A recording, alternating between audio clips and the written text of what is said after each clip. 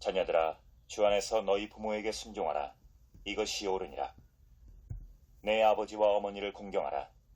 이것은 약속이 있는 첫 계명이니 이로써 내가 잘되고 땅에서 장수하리라. 또 아비들아, 너희 자녀를 노엽게 하지 말고 오직 주의 교훈과 훈계로 양육하라. 네, 우리가 이렇게 살아가는 이 세상은 내가 혼자 사는 게 아니라 어떠한 사회 집단을 구성해서 살아갑니다. 혼자 살고 싶으면 어떻게 될까요? 그래서 사람을 사회적 동물, 사람을 동물이라고 표현하는 게 조금 그렇긴 한데 그래도 어쨌든 사람을 사회적 동물이다 라고 이야기를 합니다. 가족은 그러한 사회를 구성하는 가장 기본적인, 가장 최소한의 집단이라고 할 수가 있어요. 그래서 보통 이제 가족이라는 말의 정의를 찾아보면 부부를 중심으로 혈연 관계에 있는 사람들이 모이는 집단이라고 정의를 하는데 혈연 관계니까 부부의 어떤 부모님 또 자녀들도 포함이 되겠죠. 혹은 뭐 그 안에 구성원으로 들어온 어떤 또 다른 사람, 예를 들면 뭐 동거인 아니면 또 뭐 입양, 혼인 여러 등등 손자, 손녀 다 포함한 그런 함께하는 사람들까지도 가족에 포함이 됩니다. 너무나도 당연한 것이겠지만 가족이라는 게 있기에 지금 우리가 여기 이렇게 있는 것이겠죠. 가족이 없었다면 우리는 이렇게 존재하는 것이 불가능합니다. 그래서 가족으로 인해 부모, 형제, 자매, 자녀 등등이 존재하게 됩니다. 가족이 있고 가정이 있어요. 그렇죠? 사실 거의 비슷한 말인데 가정은 저도 찾아봤는데 한 가족이 생활하는 집을 말한다고 합니다. 그런데 뭐 집이라는 어떤 건물이나 아파트 등의 주거를 말하기보다는 그런 가까운 혈연 관계에 있는 사람들의 생활 공동체 그 자체를 말하는 것이라고 할 수 있어요. 그래서 뭐 가족, 뭐 가정 거의 뭐 구분 없이 이렇게 다 같은 의미로 사용하는데 오늘 말씀에서도 제가 뭐 계속 바꿔서 말할 수도 있는데 같은 의미라고 생각하시면 됩니다. 또 다른 말로는 식구가 있어요. 식구. 그렇죠? 먹을 식, 입구. 그래서 한 집에서 함께 살면서 밥을 같이 먹는 그렇게 사는 사이의 사람을 식구라고 해요. 가족은 함께 밥을 먹는 사람입니다. 식사 공동체, 식탁 공동체라고 하죠. 서로 식사하면서 밥을 먹으면서 밥을 같이 먹으면서 마음을 알고 서로 더 알아가고 함께하는 이 식구, 가족, 가정 모두 다 비슷하게 사용하는 말이고 또 우리가 자주 사용하는 말이에요. 자주 듣고요. 심지어 뭐 들어보셔서 아시겠지만 그 조직 폭력배라고 하는 사람들도 자기들끼리는 같은 가족이다, 같은 식구다 그런 말을 써요. 자, 그렇다면 그리스도인의 가족은 어떤 모습일까? 어떤 가족이 되어야 할까? 성경에 보면은 가족이 참 많이 나옵니다. 최초의 에덴 동산에서 아담과 하와가 있었고 나와서는 가인과 아벨이라는 자녀를 낳았는데 한 명은 죽고 한 명은 집을 나갔죠. 그 다음에 그래서 또 다른 아들 셋을 얻었습니다. 노아와 아내가 있습니다. 세 아들과 세 며느리 방주라는 곳에서 또 지냈어요. 아브라함의 가족, 이삭의 가족, 야곱의 가족. 야곱은 가족이 정말 그야말로 대가족이었죠. 또 모세의 형과 누나가 있었고 다윗의 가족, 다윗은 또 아내가 많았습니다. 그 아들 솔로몬의 가족, 솔로몬은 그보다 아내가 더 많았습니다. 예수님도 가족이 있으셨어요. 동생도 있었고 어머니도 계셨고 아버지도 계셨고 또한 또 베드로 안드레 형제, 야고보 요한 형제, 또 야고보 요한의 어머니도 나오고 또 성경에 보면 예수님 만난 여러 가족들 중에 우리가 또 잘 아는 나사로와 그 여동생 마리아 그 가족, 그 외에도 성경에는 수많은 가족이 등장합니다. 그 중에는 정말 좋은 가족도 있고요. 좀 보면 본이 되는 가족, 신앙의 가족도 있는가 하면 반대로 하나님 앞에 좀 바로 서지 못한 가족도 있습니다. 그래서 오늘은 우리가 이 에베소서 본문 말씀을 통해서 하나님 안에서의 아름다운 가족이 무엇일까? 또 이 말씀이 우리에게 주는 가족을 향한 메시지와 또 그 안에 담겨진 진정한 의미가 무엇인지 가족을 통해 우리 하나님께 생하실 일을 좀 기대하고 소망하며 우리 가정을 사랑하는 그 마음으로 오늘의 이 말씀 가운데 거하는 귀한 우리 성도님들이 다 되시길 소망합니다. 아멘.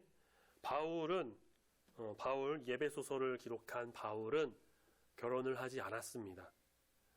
여러 이유가 있었겠죠. 뭐 개인적인 이유는 잘 모르겠지만 그가 복음을 전하는 그 사명, 주님께서 주신 사명 때문에 선교여행을 계속 나섰고 그러다 보니까 어떤 시간적 여유가 없어서 그랬는지는 모르겠는데 어쨌든 결혼을 하지 않은 이 바울이 가족에 대해서 언급하는 것이 좀 이상하다라고 여기는 사람이 간혹 있습니다.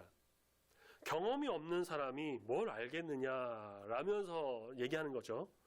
바울은요, 고린도전서 7장 말씀 보면은 고린도 교회에 결혼에 대해서 여러 가지를 또 언급합니다. 뭐 과부에 대해서도 언급하고 하는데 여러 권면을 합니다. 결혼하지 않은 사람이 결혼에 대해서 언급하면 안 된다라는 법은 없어요. 그렇죠? 하지만 이상한 생각을 가진 몇몇 사람들은 그걸 어떤 것을 꼭 해야만 그것에 대해 언급하는 것이 어느 정도 타당성이 있고 설득력이 있다라고 보는 거예요. 제가 상담대학원에서 수업을 이제 좀 들었는데 가족 상담이라는 수업을 들었습니다. 가르치신 교수님은요, 50대 중반 후반을 이제 가시는 후반이 좀 안 된 제가 알기로는 그런 이제 미혼 여성의 교수님이셨어요. 일찍부터 공부를 이제 계속 하셨고 일찍 교수가 되신 그 상담학 굉장히 전문가셨죠. 자세히 기억나지 않는데 수업 그 시간에 가족 상담이니까 가족에 대해서 여러 가지 얘기를 하잖아요. 하는데 또 어떤 부모와 자녀에 관한 그런 이야기를 하는 경우가 나왔습니다.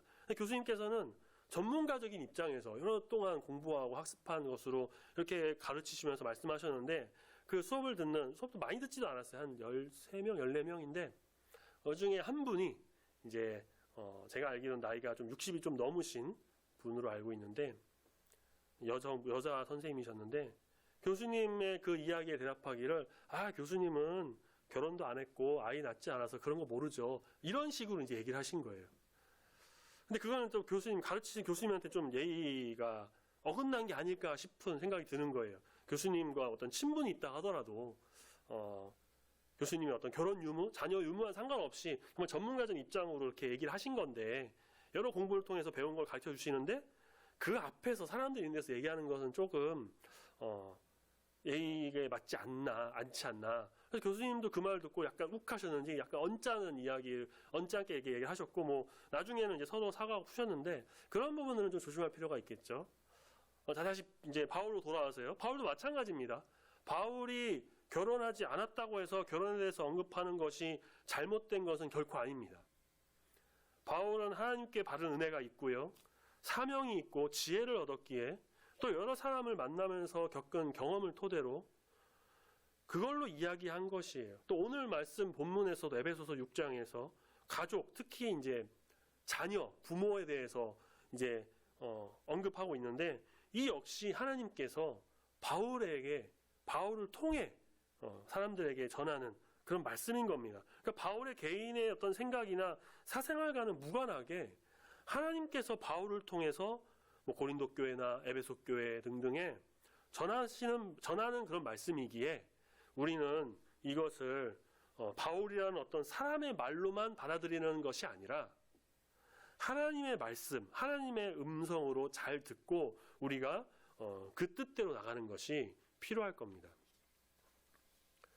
자, 오늘 말씀은 자녀들에게 권하는 권면, 부모에게 권하는 권면 이렇게 크게 둘로 나누어서 볼 수가 있는데요. 자, 먼저 첫 번째 자녀들에게 권하는 권면을 보면요. 그것은 또 둘로 나눠져요. 그 첫 번째는 1절. 자, 부모에게 순종하라는 겁니다. 연소자가 연장자에게 순종하는 것은 지극히 당연하고 기본적인 것이죠. 유교의 영향을 많이 받은 우리나라에서도 예부터 그 삼강오륜이라고 해서 도덕 사상의 기본이 되는 3가지 강령, 5가지 일륜 이런 것이 있어요. 그래서 먼저 3강의 부위자강이라고 해서 아버지와 자식이 마땅히 지켜야 할 도리, 그런 게 있고요. 오륜에는 부자 유친, 아버지와 아들 사이의 도는 친애에 있다는 것. 그리고 들어보셨을 거예요. 장유유서, 어른과 아이 사이에는 지혜와 질서가 있어야 한다. 이런 것들이 예부터 있어가지고 가르치고 있죠. 지난주 말씀에서도 우리가 본 것처럼 유대 나라 당시 어린이인 아이들은 특히 부모님 말씀에 더욱 순종적이었습니다. 그 당시 사회가 어린 아이를 굉장히 낮게 지난 주일 저녁이었나요? 그때는 좀 이런 표현을 썼는데 죄송하지만 하찮은 존재로 좀 여겨가지고 그런 사회적 분위기도 있었는데 어쨌든 부모님 말씀에 굉장히 순종적이고 잘 듣는 그런 시대였고요. 사실 어린이들은 순종적입니다. 이제 조금씩 커가면서 그게 이제 순종적인 게 줄어들면서 말을 잘 안 듣는 거겠죠. 이렇게 말씀하고 있는 저도 우리 부모님이 여기 계시는데 말을 참 안 들었던 아들인 것 같아요. 저도요. 생각해 보면은 참 항상 죄송한 마음인데 그런데 또 생각해 보면 사실 우리 모두 다 그렇습니다. 그렇죠? 우리가 다 그래요. 부모님께들 순종해야지 하는데 그런 이야기를 듣고 마음은 가지는데 막상 부모님과 함께 있을 때는 좀 잘 말씀을 안 듣는 것 같은 우리 자녀들도 그렇고. 자, 어쨌든 성경에서는 자녀가 부모에게 순종하는 것이 옳다라고 말씀을 하고 있습니다. 6장 1절 다시 한번 같이 읽어볼까요? 6장 1절 말씀을 함께 읽겠습니다. 시작. 자녀들아 주 안에서 너희 부모에게 순종하라. 이것이 옳으니라. 아멘. 에베소서의 속편이라고 불리는 골로새서에서도 비슷한 말씀이 있어요. 오늘 금주 묵상 말씀으로 나왔던 골로새서 3장 20절에도 자녀들아 모든 일에 부모에게 순종하라라고 하죠. 자, 그리고 이는 주 안에서 기쁘게 하는 것이다 라고 말씀하고 있습니다. 자녀가 부모에게 순종하는 것은 에베소서 말씀에서 보면 지극히 옳은 일이고 또 골로새서 말씀으로 통해 보면 또한 주 안에서 기쁘게 하는 것이다. 누구를요? 부모님을요. 그리고 또한 누구를? 하나님을 기쁘게 하는 일입니다. 그러니까 내가 부모님께 순종하면 하나님이 기뻐하신다는 거예요. 그러니 우리는 자녀된 자로서 항상 부모님 말씀에 순종하는 자가 되기 위해 노력해야 된다는 것입니다. 두 번째 권면은 아버지와 어머니, 부모를 공경하라는 겁니다. 공경이란 공손히 받들어 모신다라는 뜻이에요. 그러니까 자녀된 도리로서 이것은 성경에서만 이야기하는 것이 아니라 아까도 말씀드린 3강 5륜 그런 것처럼 우리가 도덕적으로 기본적으로 자녀는 부모를 공손히 받들어 모시는 그런 공경하는 자가 되어야 합니다. 이렇게 부모에게 순종하는 것이 옳은 일이고요. 또 공경하는 것이 마땅한데 말씀해 보니까 뭐라고 말하고 있냐면 이것은 자녀에게 약속이 있는 첫 계명이다 라고 바울이 말하고 있습니다. 첫 번째 계명은요 늘 중요해요. 첫 번째 오는 것은 특히 성경에서는 처음에 등장하는 게 제일 중요합니다. 십계명에서도요 첫 번째 계명 너는 나 외에 다른 신을 내게 있게 하지 말라. 가장 중요한. 그래서 첫 번째는 항상 핵심이에요. 몇 번 말씀드렸지만 사람 이름 순서 쓸 때도 첫 번째 나오는 사람이 가장 핵심적인 인물인 거예요. 첫 번째는 우리가 또 항상 중요하고 기억해야 되는 거죠. 반드시 지켜야 하는. 그래서 본문에서 말씀하고 있는 약속이 있는 첫 계명 바로 부모에게 순종하고 부모에게 공경하라는 것입니다. 왜 첫 번째 계명이라고 했는지를 좀 생각해 보면요. 10계명은 1계명부터 4계명까지가 이제 하나님께 지키는 계명, 5계명부터 10계명 마지막까지가 사람에게 지키는 계명, 사람이 지키는 계명인데 그 사람에게 지키는 계명 5계명부터 10계명까지 중에 첫 번째는 나오는 게 5계명이잖아요. 5계명이 뭡니까? 내 부모를 공경하라. 그렇기 때문에 사람이 지켜야 하는 첫 번째 계명이 바로 부모에게 공경하라라는 것이기에 바울이 약속이 있는 첫 계명이다라고 이야기한 것이 아닐까 싶습니다. 자, 그렇게 두 가지 권면을 잘 지킬 때 받는 복이 있어요. 뭐라고 말씀하고 있습니까? 오늘 3절에 보니까 내가 잘 되고 땅에서 장수하리라 라고 말합니다. 자, 잘 된다는 것은요. 내가 하고 있는 일에 있어서 직업이든 사업이든 뭐 공부든 무엇이든 그 안에서 하나님의 형통하심이 있다라는 거예요. 잘 굴러간다, 잘 된다, 형통하다는 거예요. 그러니까 부모님께 순종하고 공경만 하기만 하면 하나님께서 그 안에 임하셔서 은혜를 더하셔서 내가 하는 모든 일에 있어서 잘 되는 복을 누리게 해주신다는 겁니다. 그리고 땅에서 장수하리라.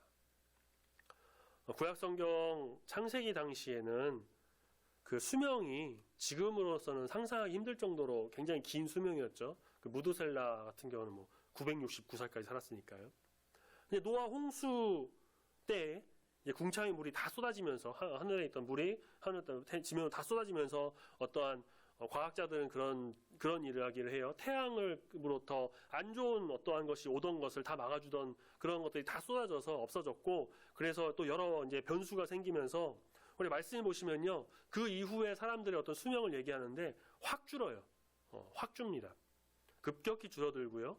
시간이 훨씬 더 지나서 이 성경 말씀 우리가 보고 있는 본문 신약 시대 예수님 바울 시대 때에 가면요, 더 줄어요. 더. 지금보다 더 줄어. 의학도 뭐 지금처럼 발달한 것도 아니었고요. 뭐 전쟁 침략, 뭐 약탈, 정복이 지금보다 훨씬 많았던 시기이기 때문에 그런 것들도 있었고, 어떤 신생아 사망률도 굉장히 높았던. 그러니까 이 오래 사는 것은 당시에 축복 중에 축복이었던 겁니다. 그래서 뭐 몸만 힘들지 오래 사는 게 뭐가 좋냐라고 하는 분들도 간혹 있으신 것 같은데 그렇지 않습니다. 장수하는 것은 하나님이 주신 복입니다. 말씀에서 말하고 있잖아요.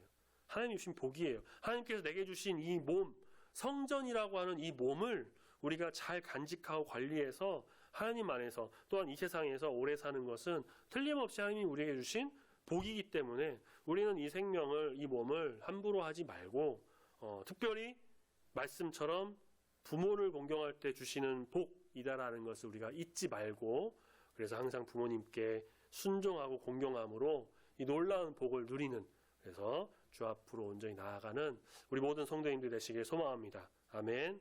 자, 이번에는 자녀에 이어서 부모에게 주는 권면이에요. 자녀들이 부모에 순종하고 공경하는 것이라고 한다면, 자, 부모는 먼저 자녀를 노엽게 하지 말라라고 하고 있죠. 이 말은요, 바꿔 말하면 자녀를 사랑으로 돌보고 존중하고 아끼고 그들의 말을 들어주고 정말 하나님의 사랑으로, 최고의 사랑으로 그들을 양육하라는 겁니다. 금쪽 같은 내 새끼라는 TV 프로그램 혹시 아시나요? 보신 분도 아마 계실 거고, 굉장히 유명한 분이죠. 오은영 박사라는 분이 나와서 이제 상담이나 치료를 신청한 부모님이 나와서 그 영상, 그 가족들의 어떤 상황들 영상을 보면서 자녀들에 대한 문제에 대해서 이제 솔루션을 받는 그런 프로그램인데, 상담 쪽에서는 이 프로그램이 도움이 많이 된다고 해서 몇몇 교수님들은 보는 게 좋다. 특히 이제 뭐 아동 치료 그런 거에 대해서는 보는 게 좋다라고 이야기를 하는데요. 저는 뭐 이렇게 자주 본 건 아니고 그냥 간혹 뉴스 기사나 어떤 좀 짧은 영상, 유튜브 영상으로만 가끔 보는 정도인데, 자녀들의 어떤 문제가 있어서 너무 힘들어서 부모가 이렇게 치료 신청을 해서 자녀가 치료를 받고 싶어 하는 그런 것이 대부분입니다. 그런데 그 프로그램을요, 보시면 아시겠지만요, 실제로는 그 모든 문제의 원인이 어디에 있냐면요, 자녀에 있는 게 아니고요, 부모에 있다는 것을 다 알게 돼요. 그래서 오은영 박사도 자녀를 이렇게 보다가 결국에는 부모에 대해서 솔루션을 해주는 거예요. 부모가 이렇게 바뀌어야 된다. 부모의 억압, 부모의 어떤 날카로움, 부모의 예민함, 부모의 무관심, 또 부모의 폭력. 결국 아이들에 대한 솔루션을 받으러 온 부모들은 아까 말씀드린 것처럼 부모가 변해야 된다, 부모가 잘못됐다라는 것을 이야기 듣고 부모가 솔루션을 받고 가는 경우가 대부분이더라고요. 그런 말도 들어보셨을 거예요. 자식은 부모의 거울이라는 말이 있어요. 문제 자식은 문제 부모가 만든다라는 뜻이라고 해요. 제가 그런 게 아니라 찾아보니까 그런 말이 있어요. 부모가 자녀를 사랑으로 돌보며 사랑으로 감싸고 특별히 그리스도인으로서 이 말씀과 기도로 양육하고 하나님의 사랑으로 그들에게 나가는 것이 반드시 있어야 합니다. 그렇게 자녀들을 노엽게 하지 않게 해야 합니다. 그러니까 자녀들에게 정신적 안정감도 줘야 되고요. 육체적 편안함을 주는 그것이 바로 부모의 역할이다. 부모의 사랑이다라고 할 수 있는 겁니다. 결국 4절 말씀 마지막 부분에서 말씀하는 것처럼요. 오직 주의 교훈과 훈계로 양육해야 한다는 겁니다. 주님의 말씀으로, 우리 주님이 주시는 지혜로, 주님의 뜻대로 양육해야 합니다. 가르쳐야 합니다. 세상에도 좋은 방법 많아요. 굉장히 많이 있습니다. 지혜도 있고요. 지식도 있고요. 책도 있고요. 상담학적으로나 심리학적으로, 유아교육으로, 그리고 오은영 박사 여러 가지 등등으로 굉장히 많은 것들이 있습니다. 그런 것들도 많이 도움이 돼요. 그렇지만 주를 믿는 자들은 그 무엇보다도 주의 교훈과 훈계로, 때로는 훈계도 필요합니다. 네. 항상 당근만 주는 게 아니라 채찍도 있어야 되는 것처럼요. 훈계도 좀 있어야죠. 밖에서 뭐 안 좋은 친구 만난다거나 혹은 뭐 문제를 일으키거나 여러 가지 부모의 잘못이 아니라 스스로 잘못하거나 여러 가지 그런 상황이 있을 때는 정말 사랑하는 마음으로 훈계를 해야죠. 가르쳐야 돼요. 그냥 무조건 넌 맞아야 정신 차려 라면서 막 두들겨 패는 거, 그것도요 바람직하지 않고요. 무조건 막 소리 지르고 복종하라 순종하라 라는 것도 옳지 않고요. 또 너는 그냥 몰라, 너는 네가 알아서 살아 라면서 무관심하는 것도 안 좋고요. 먼저는 사랑으로, 그러니까 하나님이 주신 사랑으로, 그리고 주의 교훈과 훈계로, 말씀으로, 하나님 주신 이 말씀으로 사랑과 긍휼로 그들에게 자녀에게 대하고, 때로는 때에 따라서는 어떠한 훈계, 근데 훈계도 역시나 주님이 주시는 그 뜻대로 올바른 길로 갈 수 있도록 사랑으로 양육하는, 인도하는 것이 바로 부모의 길이다, 부모에게 권하는 권면이다 라고 볼 수가 있는 것입니다.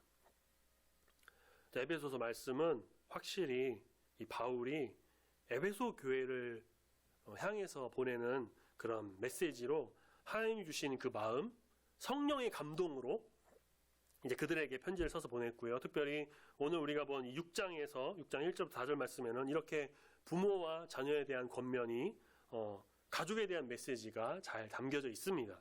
그래서 우리는 이 말씀을 꼭 기억해서 자녀로서 살아갈 때, 또한 부모로서 살아갈 때 보다 말씀대로, 보다 하나님의 뜻대로, 보다 하나님의 사랑으로 온전히 그러한 삶을 살아가는 거룩한 성도가 되어야 할 것입니다. 아멘. 자, 그런데 자, 이제 오늘의 진짜 마지막 결론이에요. 이게 진짜 마지막 결론이에요. 이렇게 생각하시는 분들이 있으실 수도 있을 것 같아요. 우리 좀 연세가 있으신 권사님이나 집사님들께서는 부모님께서 이미 소천하셔서 안 계시는 분도 계시겠죠. 혹은 미혼인 분들은 자녀가 없으실 거고요. 자, 그렇다면 이 말씀은 나한테 먼 미래거나 혹은 이미 지나간 과거이니까 그냥 특별히 내가 꼭 지키지 않아도 될 말씀일까요? 아니면 자녀지만 부모가 아니기에 반만 적용하고 반은 나랑 상관없는 그런 말씀일까? 이 말씀은 부모님이 다 살아계시고 결혼해서 자녀가 있는 사람에게만 주어지는 그런 말씀일까? 자, 앞서 말씀드린 것처럼 이 말씀은요, 정말 바울이 에베소 교회 성도들에게 보내는 메시지로 6장에서 자녀와 부모에 대한 권면의 메시지를 그렇게 보내고 있는 겁니다. 자, 그런데 이 말씀이 주는 궁극적인 참된 의미는 어디에 있느냐? 바로 우리가 하나님의 자녀로서 아버지이신 우리 하나님 말씀에 항상 순종하는 자가 되어야 한다는 겁니다. 또한 하나님 아버지를 공경하는, 공손히 받들어 모시는, 하나님을 높이는 자세로 살아가는 그 마음이, 그 삶이 우리에게 있어야 한다는 것을 말하고 있어요. 우리는 모두 하나님의 자녀예요. 그렇죠? 자녀라면 말씀대로 순종하고 자녀라면 공경해야 합니다.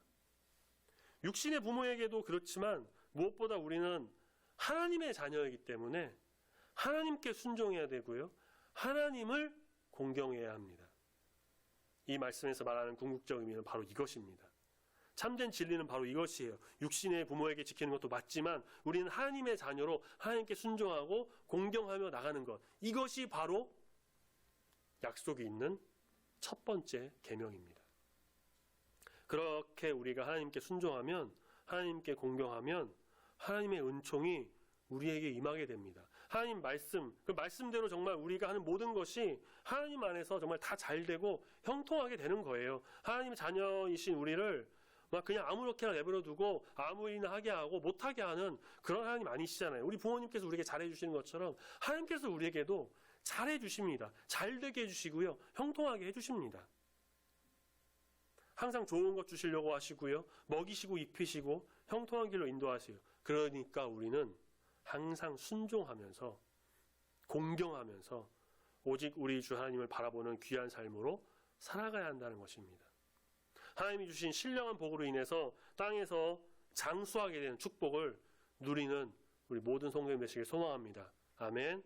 부모에 대한 권면도 마찬가지예요. 나는 자녀가 없으니까 이 말씀은 나랑은 뭐 특별히 상관없거나 아주 먼 미래에 내가 지켜야 돼 그런 말씀이겠지. 아니요, 그게 아니라 하나님께서 우리를 노엽지 않게 계속 그렇게 하신다라는, 즉 하나님께서 지금도 여전히 항상 앞으로도 계속 우리를 사랑하신다라는 겁니다. 사랑하며 나가신다라는 거예요. 항상 감싸시고 안으시고 돌보시고 호세아 6장 3절 말씀처럼 새벽 빛같이 어김없이 나타나셔서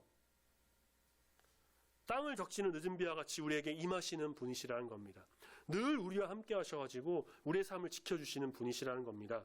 긍휼과 자비를 베푸시는 우리 하나님 아버지이심을 우리는 늘 기억해야 할 것입니다. 감사하는 마음으로 나가야 돼요. 또한 하나님께서 주시는 그 주의 교훈과 훈계, 그것을 우리를 항상 양육하세요. 이 주의 교훈과 훈계는요, 하나로 줄이면 뭘까요? 이 성경 말씀이에요. 성경 말씀.